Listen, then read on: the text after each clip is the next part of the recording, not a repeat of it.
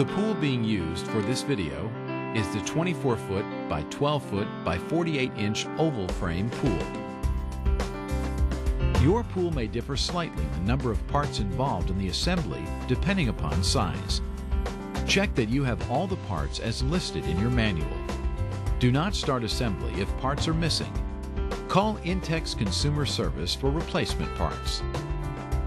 It is important to set up your pool on a completely level surface to keep the water balanced. Leave at least 6 feet of clear area on all sides of the pool to accommodate the side supports. If the ground is loose soil or sand, footpads may be necessary to spread the load on the side braces. Make sure the selected location is within reach by your garden hose and a GFCI type electrical outlet, because the pool should never be moved with water in it. Do not put the pool right against your house. Envision the traffic patterns around the pool and see where you can place the filter pump without people tripping over the electric cord. Some communities require fenced enclosures. Check with your city for local requirements. To set up your oval frame pool, you will need petroleum jelly and an air pump such as these from INTEX. Before unrolling the pool, clear the area thoroughly of any object that would puncture the pool when it is in use. Ground cloths can also provide additional protection and should be carefully spread out to cover the area. Now you are ready to set up the pool.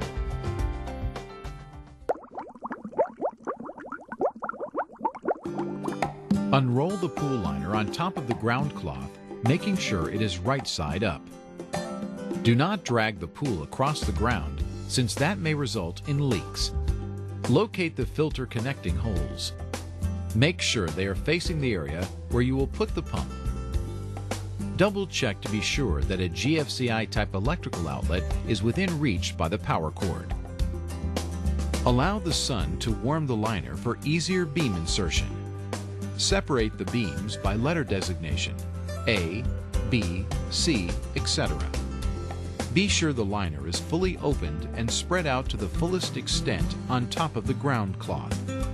Starting with one long side, slide an A beam, white ring first, into the sleeve opening located in the corner. Continue with a B beam snapping into the A beam.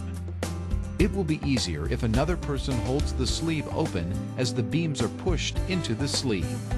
The assembly diagram in your instruction manual indicates the number of B beams required for your pool.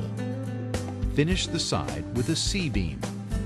Keep the metal beam aligned with the white sleeve holes. Slide the beams into the other side in the same pattern. Before inserting the large U-shaped side supports into the frame, slide the restrainer straps onto them as shown.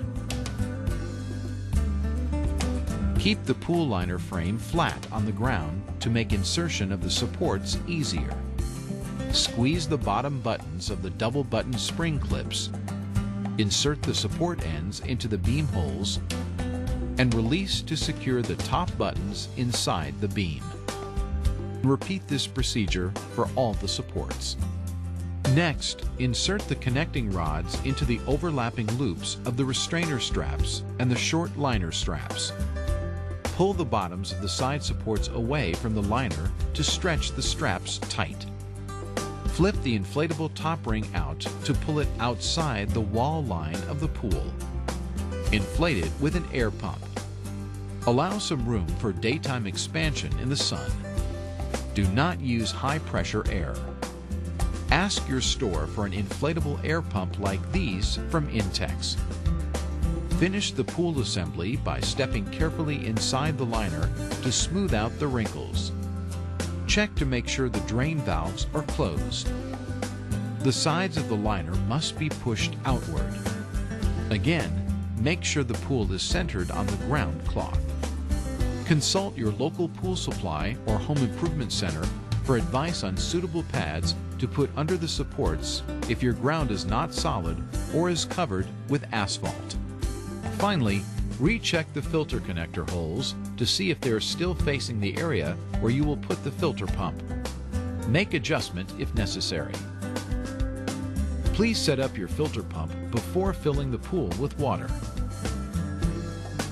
Refer to the menu options to select the appropriate filter pump assembly video.